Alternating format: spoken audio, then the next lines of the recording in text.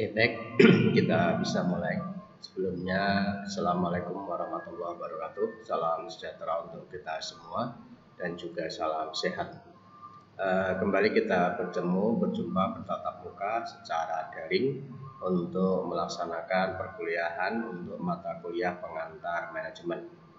Pada kesempatan kali ini adalah untuk perkuliahan untuk pertemuan ketiga, di mana pada pertemuan ketiga di sini kita akan membahas berdiskusi tentang perkembangan teori manajemen atau identik dengan sejarah daripada ilmu manajemen itu sendiri. Oke.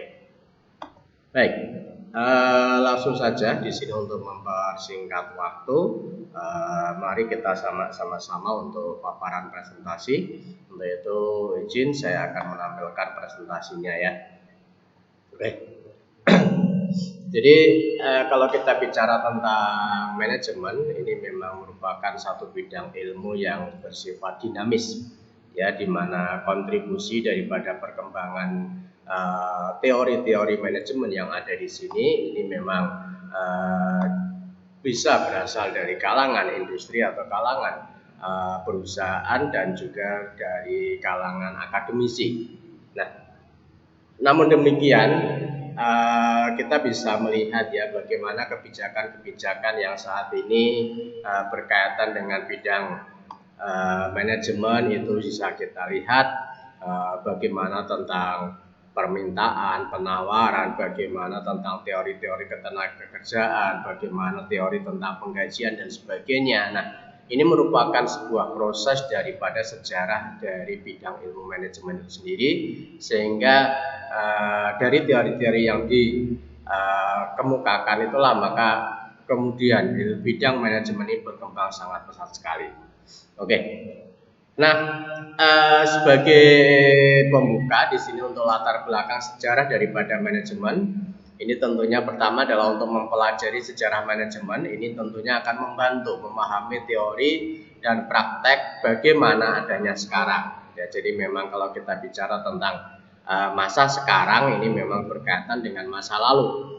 Jadi penemuan-penemuan teori-teori yang memang sudah dihasilkan pada tahun-tahun yang lalu atau pada periode-periode atau pada masa yang lalu, ini tentunya apakah dari fenomena yang ada sekarang ini masih relevan untuk bisa diterapkan atau tentunya di sini perlu penyesuaian atau pengembangan sehingga di situ nanti muncul teori-teori baru. Nah, ini sehingga di sini memang sangat membantu. Perlu Anda tahu tentang bagaimana kita mengetahui tentang sejarah daripada manajemen itu sendiri. Nah, kemudian yang kedua, konsep-konsep manajemen sekarang ini telah berkembang sepanjang waktu. Nah, ini. Jadi memang bidang manajemen ini mempunyai tingkat perkembangan yang sangat pesat sekali ya, di mana kontribusi dari dunia industri ini memang sangat-sangat luar biasa, sehingga bidang-bidang manajemen berkembang sangat pesat dengan adanya berbagai macam penelitian-penelitian dan menghasilkan teori-teori yang sampai saat ini terus berkembang. Nah, konsep-konsep manajemen sekarang ini merupakan hasil dari perkembangan pengujian, modifikasi, pengujian ulang secara terus-menerus dan lain-lain. Nah, ini adalah memang dalam konteks bagaimana perkembangan daripada teori-teori suatu bidang keilmuan tertentu. Memang ya dari proses pengembangan ini tentunya adalah berasal dari para peneliti, yang mana dari penelitian-penelitian yang sudah dilakukan bisa saja dilakukan proses ya pengujian kembali bagaimana suatu fenomena ini memang masih berlaku atau tidak, atau mungkin melakukan modifikasi ya. Modifikasi itu dalam artian teori yang sudah ada itu kemudian dikembangkan kembali, pengujian ulang secara terus-menerus sehingga di situ nanti akan muncul teori-teori baru yang tentunya akan lebih relevan dalam konteks perkembangan zaman yang memang terus berubah. Ini jadi kalau kita ambil contoh sederhana saja ya tentang teori konsumsi gitu ya, bahwasannya memang konsumsi itu sama dengan pendapatan. Nah, ini jadi apa yang dikonsumsi ini adalah individu ya tentunya ya. Apa yang dikonsumsi secara individu itu adalah didasarkan atas pendapatan. Nah, namun dalam perkembangannya kemudian bidang teori tersebut berkembang bahwasanya pendapatan itu ternyata konsumsi sama saving. Jadi sebagian itu semua tidak dikonsumsi, tetapi sebagian disimpan. Nah ini dalam perkembangannya. Kemudian berkembang lagi konsumsi pendapatan dari individu itu tidak cuma untuk konsumsi, tidak cuma untuk saving, tetapi di situ untuk keperluan lain seperti untuk pajak dan sebagainya. Nah ini adalah bagaimana sebuah teori ini mengalami perubahan, mengalami perkembangan, sehingga di situ nanti akan relevan dalam peradaban atau perkembangan zaman yang memang terus berubah. Ya, apalagi ini adalah dalam konteks bidang manajemen. Kalau dalam bidang-bidang yang lain juga tentunya sangat banyak. Oke, itu adalah sebagai gambaran awal bagaimana latar belakang daripada sejarah manajemen. Nah, sekarang kita bisa mulai dari sejarah manajemen itu sendiri. Jadi peninggalan fisik sebagai ciri adanya implementasi ilmu manajemen seperti piramida di Mesir, bangunan Ka'bah di Mekah, atau mungkin tembok Cina, atau mungkin tulisan-tulisan dari Adam Smith tentang pembagian kerja. Nah, ini adalah merupakan bukti-bukti bagaimana peradaban-peradaban dahulu itu sudah berbicara tentang bagaimana manajemen itu sudah diterapkan dalam praktek-praktek di dalam berorganisasi.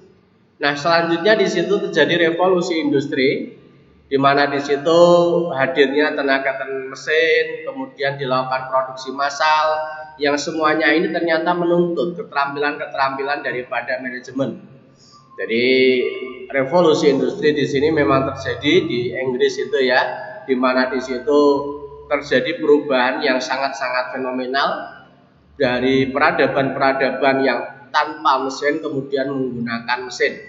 Nah, peninggalan fisik tersebut menggambarkan adanya aktivitas yang teratur dan bertahap di masa lalu yang saat itu dinamakan manajemen. Nah, jadi konsep-konsep manajemen itu bukan berarti kalau dulu sudah disebut manajemen itu tidak, tetapi bagaimana praktek-praktek yang dilakukan itu memang memiliki ciri dan bisa diidentifikasi sebagai bidang manajemen. Nah, ini beberapa evolusi daripada teori manajemen yang ada sampai sekarang tentunya ya.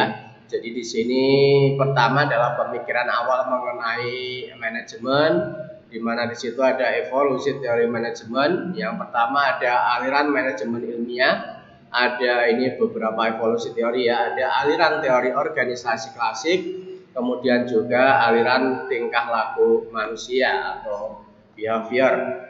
Kemudian juga ada aliran ilmu manajemen. Oke, jadi ada evolusi teori manajemen, ada aliran ilmu manajemen. Nah, di dalam teori manajemen di situ ada beberapa jenisnya. Nah, oke, kita mulai dari pemikiran awal tentang manajemen itu sendiri ya. Jadi di sini jauh sebelum manajemen dikenal ya, telah banyak organisasi formal yang telah memikirkan bagaimana organisasi itu agar efisien dan efektif. Jadi ini adalah sebuah pemikiran yang memang ada sejak dulu ya, bahwasanya tujuan daripada manajemen atau pengelolaan itu bagaimana agar pencapaian tujuan-tujuan organisasi itu bisa terwujud secara efektif dan efisien. Nah, ini ternyata jauh sebelum manajemen itu dikenal. Jadi tidak ada istilah manajemen, tetapi mereka sudah memiliki orientasi bagaimana melakukan pengelolaan, bagaimana melakukan perencanaan, bagaimana melakukan pengawasan ya, sampai pada pengawasan dengan tujuan agar supaya organisasi itu bisa berjalan dengan efektif dan efisien. Kemudian di sini beberapa tokoh yang memang berkaitan dengan pemikiran awal ya, pemikiran mengenai manajemen. Ini ada Machiavelli 1531, ini mengenalkan beberapa prinsip yang dapat diadaptasikan untuk diterapkan pada organisasi manajemen masa kini. Kemudian di sini juga ada filsafat Cina Sun Tzu 2000 tahun yang lalu ini ya, yang kemudian dimodifikasi oleh Mao Zedong Ini mengenalkan strategi perang yang dapat dipakai untuk merencanakan strategi yang berhubungan dengan pesaing ya, bisnis pesaing. Nah ini jadi ini diadaptasikan bagaimana strategi perang ini nanti bisa digunakan untuk diadaptasikan sebagai strategi di dalam bersaing ya, karena bagaimanapun juga persaingan tidak bisa dihindari, apalagi kalau kita bicara dalam konteks sekarang ini ya. Persaingan begitu ketat ya, masing-masing memiliki keunggulan dalam bersaing. Nah, sehingga perusahaan ini harus memiliki keunggulan atau competitive advantage ya di dalam persaingan sehingga mampu bertahan dan tentunya memenangkan persaingan itu sendiri. Nah, kemudian selanjutnya di sini manajemen dan organisasi ini merupakan produk dari sejarah, keadaan sosial dan tempat kejadian. Nah, ini adalah merupakan fakta-fakta yang ada ya.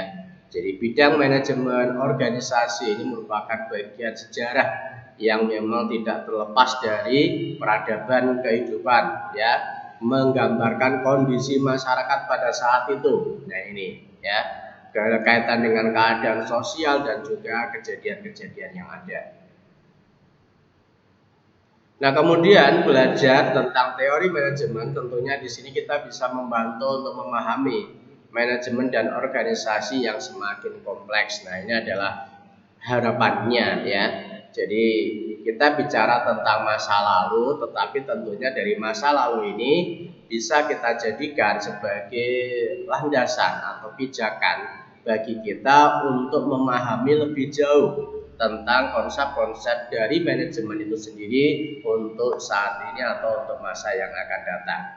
Karena bagaimanapun juga seperti tadi yang sudah saya sampaikan, bahwasanya memang bidang manajemen atau ilmu manajemen ini merupakan salah satu bidang yang memang terus mengalami perkembangan ya, tidak statis tetapi dinamis, di mana kontribusi ini banyak sekali dari berbagai bidang industri ya, atau mungkin di organisasi-organisasi yang ada, fenomena-fenomena yang terus berkembang sehingga tentunya di sini akan memberikan kontribusi terhadap perkembangan sebuah ilmu pengetahuan atau body of knowledge dari ilmu manajemen itu sendiri. Nah, sekarang pertanyaannya teori manajemen itu sendiri bagaimana? Apa itu teori manajemen? Nah, kalau kita bicara tentang teori itu dikatakan sebagai sekelompok asumsi yang erat berkaitan dan logis dikemukakan untuk menjelaskan hubungan antara dua fakta atau lebih yang dapat diamati serta menyediakan dasar yang mantap untuk memperkirakan peristiwa pada masa lalu. Nah, ini adalah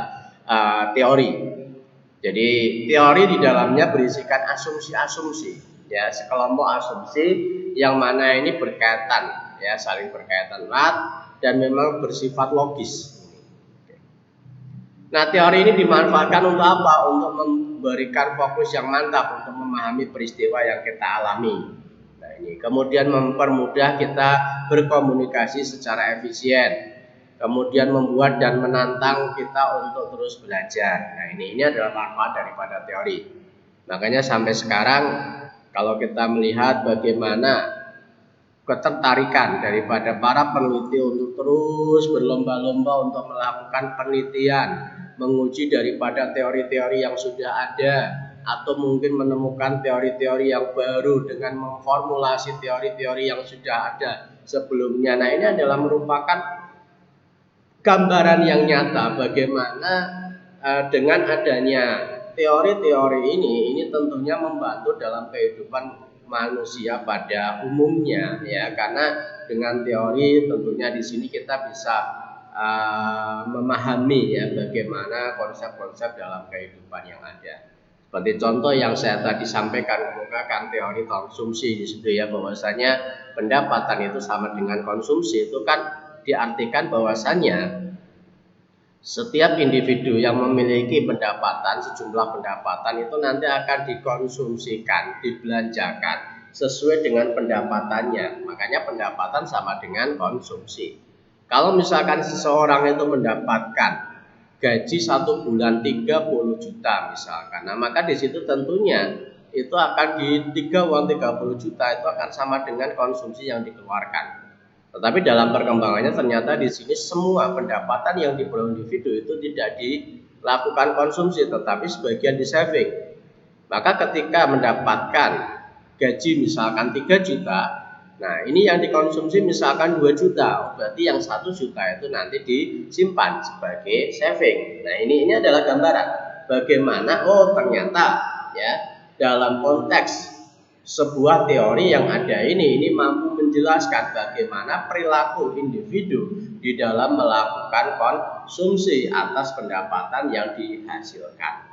Nah ini tentunya kan bisa kita artikan ya bahwasanya kalau orang itu tidak memiliki pendapatan, tidak memperoleh pendapatan ya, berarti di situ dia juga tidak bisa melakukan konsumsi. Nah seperti itu. Dan ini tentunya nanti bisa dikolaborasikan dengan aktivitas yang lain, bidang yang lain seperti daya beli masyarakat dan sebagainya. Nah, sehingga disitulah nanti akan ilmu teori ini akan berkembang semakin pesat lagi. Nah, ini untuk evolusi teori manajemen yang pertama, ini beberapa tokoh ya di dalam aliran manajemen, ini tokoh-tokohnya. Di sini ada Frederick Taylor, ini tahun 1856 sampai dengan 1915. Kemudian ada Henry Elgate 1861 sampai dengan 1919. Kemudian Frank B. Gilbert ini ada 1868 sampai dengan 1924, dan ini ya kembar ini ya Lillian M. Gilbert 1878 1972. Di mana di sini secara umum di dalam aliran manajemen ilmiah ini menerangkan secara ilmiah metode terbaik untuk melaksanakan tugas apapun dan untuk menyeleksi, melatih, memotivasi pekerja. Tujuannya adalah kebutuhan untuk meningkatkan produktivitas. Nah, jadi dari para tokoh di situ memang mereka berbicara dalam konteks bagaimana ya kebutuhan produktivitas di dalam proses produksi ini bisa meningkat. Karena dengan produktivitas yang meningkat, tentunya di sini peningkatan produktivitas di sini juga akan dibarengi oleh peningkatan daripada perolehan laba, peningkatan daripada penjualan yang selanjutnya di situ juga akan dibarengi dengan peningkatan laba tersebut. Nah ini, di sini ditekankan pada bagaimana melaksanakan tugas yang terbaik, ya, bagaimana melakukan seleksi, bagaimana melakukan pelatihan, dan juga bagaimana memotivasi daripada para pekerja. Jadi ini kalau kita melihat produktivitas yang dihasilkan itu melalui sumber daya manusia yang dimiliki, bagaimana proses seleksi dilakukan, ada kriteria-kriteria tentunya seperti itu. Dan tentunya kalau kita melihat dari teori ini sampai sekarang pun juga masih berlaku, masih digunakan ya. Kita bisa melihat bagaimana ketika seleksi yang dilakukan di dalam penerimaan itu tentunya dilakukan secara ketat. Kemudian di situ juga ada pelatihan yang dilakukan, proses memotivasi daripada para pekerja sehingga mampu meningkatkan produktivitas ya. Oke. Kemudian di sini beberapa tokoh seperti Frederick Taylor ini dalam filosofis ini ada 4 prinsip dasar yang dikemukakan. Jadi perkembangan manajemen ilmiah yang sebenarnya ini jadi metode terbaik untuk dapat melaksanakan setiap tugas dapat ditentukan. Ini kemudian seleksi ilmiah para pekerja adalah sehingga setiap pekerja ini akan diberi tanggung jawab melakukan tugas yang paling cocok dengannya. Kemudian yang keempat ini pendidikan dan pengembangan ilmiah para pekerja. Kemudian kerjasama bersahabat dan secara pribadi antara manajemen dengan tenaga kerja. Nah, ini adalah 4 prinsip dasar filosofis yang disampaikan oleh Frederick Taylor. Di mana di sini tentunya sukses dari prinsip-prinsip tersebut ini memerlukan revolusi mental yang lengkap dari para manajer dan tenaga kerja. Nah ini. Jadi ini adalah pemikiran yang disampaikan oleh Frederick Taylor dalam filosofisnya ini ya. Jadi kalau kita melihat perkembangan manajemen ilmiah yang sebenarnya, metode terbaik untuk melaksanakan setiap pekerjaan dapat ditentukan. Jadi makanya kalau sekarang di dalam melakukan setiap kegiatan, setiap tugas, di situ kan bagaimana ada pendelegasian wewenang, mulai dari pendelegasian wewenang ya, untuk melaksanakan tugas. Di situ bisa dimulai dari diterbitkannya surat tugas secara formal, ya, bagaimana kemudian tugas itu dijelaskan, ya, secara rinci, ya. Kemudian di samping itu juga tentunya kalau kita melihat tugas dan tanggung jawab ini tentunya diberikan sesuai dengan kompetensi masing-masing. Nah ini. Kemudian di sini juga seleksi ilmiah para pekerja. Nah ini. Jadi memang ini adalah merupakan proses awal untuk mendapatkan tenaga kerja. Nah, harapannya bagi perusahaan ini tenaga kerja yang dihasilkan ini memang tenaga kerja yang memang memiliki kualifikasi, keahlian-keahlian khusus yang memang diperlukan atau dibutuhkan oleh organisasi itu sendiri dalam rangka untuk menyelesaikan tugas-tugas yang nantinya diberikan.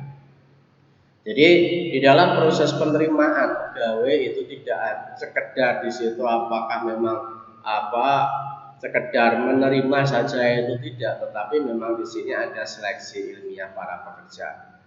Anda tentunya di sini masih ingat ya terkait dengan cerita-cerita masa lalu berkaitan dengan KKN ya, korupsi apa itu nepotisme dan apa itu korupsi, kolusi dan nepotisme. Bagaimana salah satu hal yang cukup familiar dulu itu adalah bagaimana untuk mencari kerja itu harus ada orang dalam ya. Sekarang masih ya kayaknya ya ada orang dalam gitu ya. Nah ini gambaran bagaimana perolehan tenaga kerja itu tidak dilakukan secara selektif dan tentunya di sini tidak akan menghasilkan tenaga kerja yang memiliki spesialisasi. Nah ini dan ini tentunya sangat-sangat merugikan bagi organisasi ya dalam rangka untuk pencapaian tujuan organisasi. Nah, tetapi apalagi kalau dulu ya di lingkungan birokrasi ya pemerintahan di situ sangat-sangat kentara sekali ya, ada unsur-unsur KKN, tetapi sekarang sudah mulai transparan bagaimana proses seleksi kerja juga bisa dilakukan dengan baik, tahapan-tahapannya juga jelas. Nah ini. Kemudian pendidikan dan pengembangan ini pun juga harus ini menjadi kewajiban bagi organisasi yang memang di situ menjadi hak daripada para tenaga kerja. Kalau kita bicara tentang pendidikan dan pengembangan kepada para pekerja ini sebetulnya merupakan bentuk investasi yang dilakukan oleh perusahaan kepada para pekerja.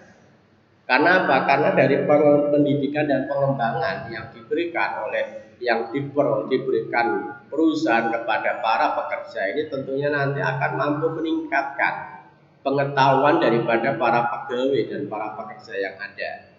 Nah, peningkatan daripada ini keahlian, kemampuan yang dimiliki, ilmu pengetahuannya tentunya nanti juga akan memberikan kontribusi secara langsung terhadap perusahaan.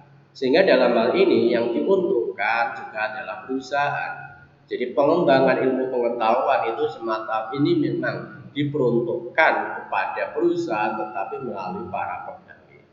Nah, pegawai di sini juga akan lebih senang apabila ada update pengetahuan ya, tidak gaptek istilahnya seperti itu ya.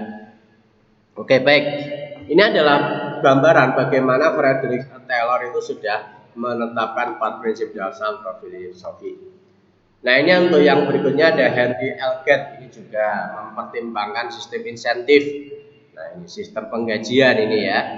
Nah ini beberapa hal yang berkaitan dengan Henry dalam teorinya memberikan motivasi kepada karyawan yang mampu menyelesaikan tugas yang dibebankan melalui insentif dan bonus. Nah ini oke.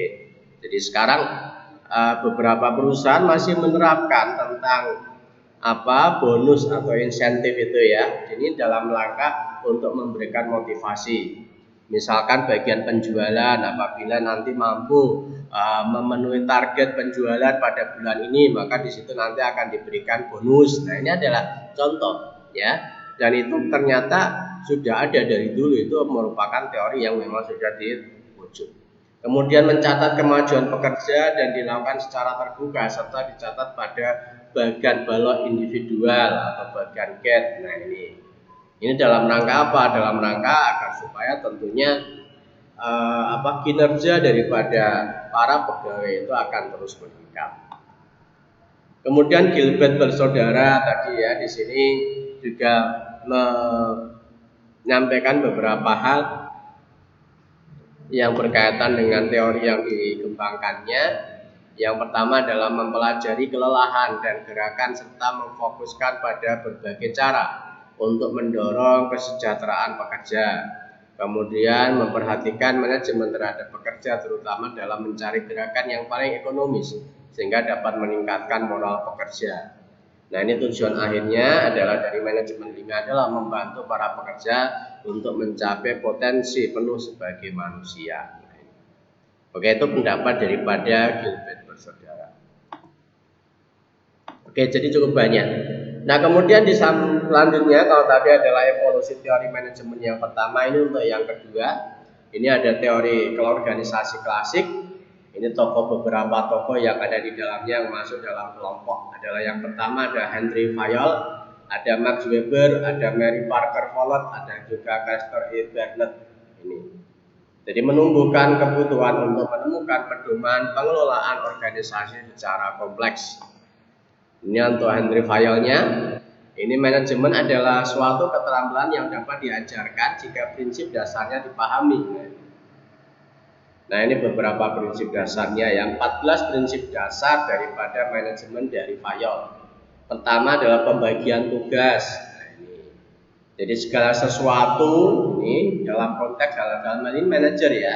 Ini di dalam melakukan pekerjaan itu tidak diselesaikan sendiri, tetapi pekerjaan-pekerjaan itu dibagi sesuai dengan kompetensi masing-masing. Jadi perumpamaan misalkan presiden di situ dibantu oleh para menteri dan para menteri ini memiliki tugas yang berbeda-beda sesuai dengan bidang masing-masing. Nah, ini adalah gambaran bagaimana pembagian tugas. Termasuk di dalam perusahaan itu, di situ juga ada bagian-bagian pemasaran, ada bagian produksi, ada bagian SDM. Ini merupakan bentuk daripada pembagian tugas. Dan ternyata itu merupakan bagian daripada prinsip manajemen menurut Fayol. Wewenang ini juga ya, pemberian wewenang ini juga diberikan oleh atasan kepada bawahan terkait dengan tugas-tugas tersebut. Jadi ketika bawahan diberikan tugas oleh atasan, maka secara langsung di situ menunjukkan bahwasannya ya pimpinan atau atasan ini memberikan wewenang kepada bawahan. Sehingga wewenang yang diberikan kepada bawahan ini itu tentunya harus bisa diselesaikan, bisa dilaksanakan dengan baik. Kemudian disiplin. Nah, ini tentunya disiplin ini perlu dilakukan ya dalam rangka apa? Untuk efektivitas daripada proses kerja. Kesatuan komando. Nah, ini adalah merupakan salah satu daripada 14 prinsip. Kemudian kesatuan dalam pengarahan, kepentingan individu di bawah kepentingan umum, imbalan, sentralisasi, hierarki. Nah, ya, kemudian susunan, keadilan, stabilitas staf, inisiatif dan juga semangat prokos. Nah, ini. Jadi itu adalah merupakan 14 prinsip dari manajemen yang disampaikan oleh Fayol.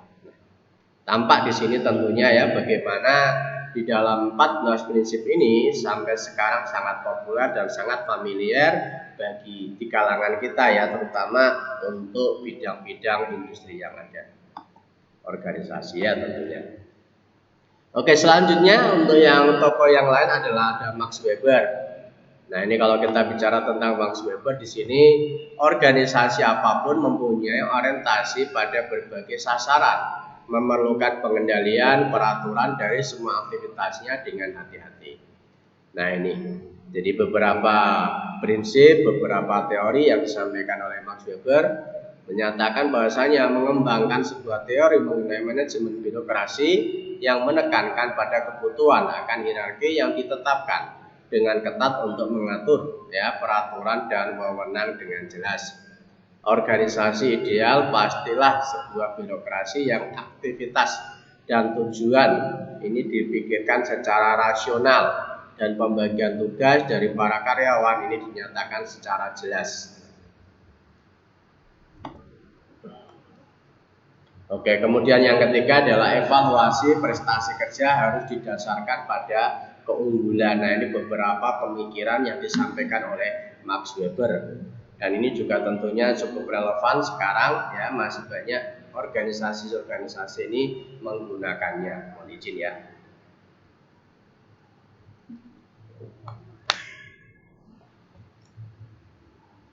Oke, baik. Kemudian di samping itu juga di sini ada tokoh Mary Parker ya, Follett. Ini juga sama ya, ini yang memperkenalkan bagaimana hubungan manusia dan struktur organisasi. Kemudian kelompok merupakan tempat individu dapat menggabungkan bakat yang berbeda-beda menjadi sesuatu yang lebih besar. Kemudian fungsi kontrol pengendalian yang utuh ini memperhitungkan bukan hanya individual dan kelompok tetapi juga pengaruh dari faktor-faktor lingkungan seperti politik, ekonomi, dan biologi. Nah, di sini Follett membuka jalan bagi teori manajemen untuk mengikut sertakan hubungan yang lebih luas, baik dari dalam organisasi maupun dari luar batas organisasi. Oke.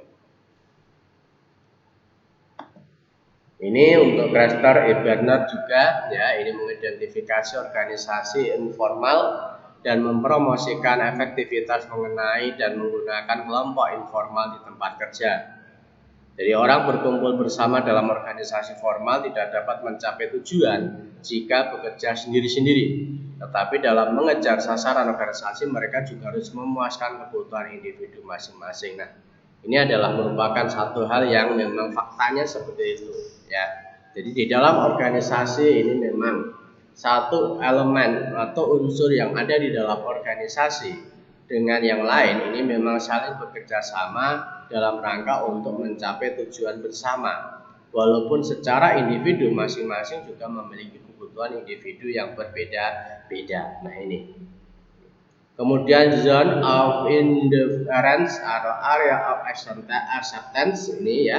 Ini adalah kecenderungan yang mengkondisikan individual dapat menerima perintah yang berbeda dalam rentang waktu atau aktivitas yang sudah dikenal. Nah, ini adalah bagaimana teori itu berjalan. Jadi kecenderungan yang mengkondisikan individu itu dapat menerima perintah yang berbeda dalam rentan waktu atau aktivitas yang sudah dikenal. Ini jadi ada double jabatan gitu ya, double pekerjaan gitu, tanggung jawab. Ini bisa dikatakan seperti itu. Semakin banyak aktivitas yang termasuk di dalam zona tidak penting, maka semakin lancar dan semakin kooperatif sebuah organisasi. Itu yang disampaikan oleh Nabi. Kemudian untuk evaluasi teori manajemen yang ketiga, ini adalah aliran tingkah laku atau organisasi adalah manusia. Tokohnya ini untuk behavioral scientist ini ada Alton Mayo Yamoya, Abraham Maslow, Douglas McGregor. Jadi aliran tingkah laku muncul sebagai akibat dari pendekatan klasik dan tidak berhasil mencapai produksi efisien dan harmoni di tempat kerja yang memadai. Nah, pada aliran ini digolongkan ada dua pendekatan, yaitu gerakan manusia dan pendekatan ilmiah tingkah laku. Mungkin kalau kita mengenal ada Abraham Maslow dengan teori ya kebutuhan ya, human of need. Nah, ini untuk Alvan Mayo, gerakan hubungan manusia, penelitian manusia dalam lingkungan kerja. Pekerja yang mendapat perhatian khusus akan bekerja lebih baik dan dapat meningkatkan produktivitas. Nah, ini adalah apa yang disampaikan. Jadi seorang pekerja kalau mendapatkan perhatian, itu dia akan lebih mampu meningkatkan produktivitas dibandingkan dengan pekerja yang ini. Nah, makanya dalam konteks ini tentunya di dalam sebuah lingkungan kerja, misalkan bagian produksi itu ada mandor, ada supervisor, ada pekerjaan dalam proyek itu juga ada supervisor. Supervisor itu kan merupakan apa ya, bisa dikatakan sebagai pengawas, tapi dalam konteks kehadirannya itu adalah bagaimana agar supaya kebutuhan-kebutuhan daripada para pekerja itu bisa diperhatikan secara langsung. Nah, pekerja akan bekerja lebih keras jika mereka percaya pihak manajemen memperhatikan kesejahteraan dan perhatian khusus. Nah, ini. Jadi isu kesejahteraan saya kira bukan hanya sekarang. Nah, Milton Mayo sudah mencetuskan hal tersebut ya, bahwasanya pekerja ini memang memiliki hak atas kesejahteraan dalam hidupnya. Dan ini isu yang memang sering sensitif ya. Kita bisa melihat bagaimana gerakan-gerakan demo yang dilakukan oleh para pegawai, para pekerja ternyata memang di situ memperjuangkan kesejahteraan dari mereka. Nah, ini. Kelompok informal lingkungan sosial dari karyawan ini memiliki pengaruh yang positif terhadap produktivitas. Nah, oke. Ini untuk Abraham Maslow dan Douglas McGregor ini ya. Ini pendekatan ilmiah tentang tingkah laku. Nah, di dalam Maslow sendiri ini ya, kebutuhan yang memotivasi manusia untuk mendapatkan kepuasan dapat dibuat hierarki kebutuhan. Peringkat paling bawah harus dipuaskan terlebih dahulu sebelum kebutuhan peringkat yang lebih tinggi dalam dapat dipenuhi. Nah, makanya di sini memang untuk Abraham Maslow di sini terkenal dengan teori tadi ya, teori kebutuhannya atau hierarchy of need-nya itu ya. Ini di mana di situ Abraham Maslow menggambarkan bahwasanya kebutuhan daripada manusia itu memang digambarkan dalam bentuk piramid ya. Paling bawah ini sangat lebar sekali karena memang mencakup kebutuhan-kebutuhan yang berkaitan dengan kebutuhan psikologi dan memang kebutuhan yang lain. Kemudian di atasnya ada rasa aman, kemudian rasa berteman dan sebagainya. Jadi ada 5 pengkategorian dalam kebutuhan tersebut. Nah, kemudian McGregor juga demikian, ini membedakan dua asumsi atas dasar alternatif mengenai manusia dan pendekatan mereka terhadap pekerjaan. Nah, ini teori X dan teori Y ini ya. Ini motivasi. Jadi ada motivasi ya, teori X pandangan tradisional tentang motivasi, pekerjaan yang dibenci oleh karyawan yang harus diberi motivasi dengan paksaan uang atau pujian. Teori pekerja atau orang sudah memiliki motivasi untuk bekerja, melakukan pekerjaan dengan baik.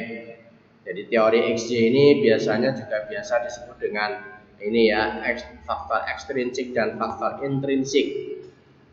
Oke, kemudian di dalam selanjutnya di sini ada juga teori evolusi manajemen ya, atau ini disebut juga dengan aliran ini yang keempat ini ya, aliran ilmu manajemen, di mana di sini ada pendekatan masalah manajemen dengan penggunaan teknik matematik untuk membuat model, menganalisis dan menyelesaikan. Ini adalah manajemen science school. Research of operational research, teknik matematik untuk membuat model, menganalisa dan menyelesaikan masalah manajemen. Nah, ini ada juga aliran hubungan manusia. Jadi pada tahap aliran perilaku atau hubungan manusia, organisasi melihat pada hakikatnya adalah sumber daya manusia.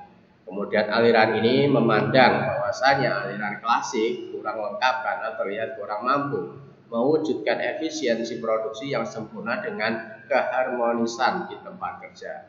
Manusia dalam sebuah organisasi tidak selalu dapat dengan mudah diramalkan perilakunya karena sering juga tidak rasional. Oleh sebab itu, para manajer perlu dibantu dalam menghadapi masalah yang berkaitan dengan manusia melalui antara lain ilmu sosiologi dan psikologi. Oke. Jadi memang faktanya seperti itu ya, bahwasanya manusia itu kan kalau di dalam organisasi ini bisa dikatakan memiliki sifat-sifat yang unik ya, makanya masalah-masalah yang sangat membingungkan bagi manajemen ini adalah masalah yang berkaitan dengan sumber daya manusia yang ada di organisasinya. Kalau masalah yang berkaitan dengan mesin, saya kira bisa diselesaikan ya dengan mudah. Kalau bisa diperbaiki, mungkin diperbaiki bisa. Tapi kalau sudah tidak bisa diperbaiki, mungkin dijual gitu kan. Itu kalau mesin, tapi kalau manusia tidak bisa diberlakukan seperti itu. Manusia proses perbaikannya juga tidak semudah membalik telapak tangan ya, apalagi membalik telapak kaki. Nah, ini ya repot lagi ya. Jadi manusia kalau mengalami kemanusiaan rusak ya nggak bisa didandani dengan mudah. Atau mungkin manusia kalau sudah tidak bisa didandani ya juga tidak bisa dijual gitu ya. Makanya ini ya ada orang yang mengatakan ya bahwasanya kalau motor rusak itu bisa didandani gitu ya, walaupun mungkin harganya mahal tapi bisa didandani. Tapi kalau manusia rusak itu susah untuk didandani gitu ya. Kalau nggak bisa didandani motor bisa jadi rosokan gitu ya, tapi kalau manusia nggak bisa jadi rosokan gitu ya.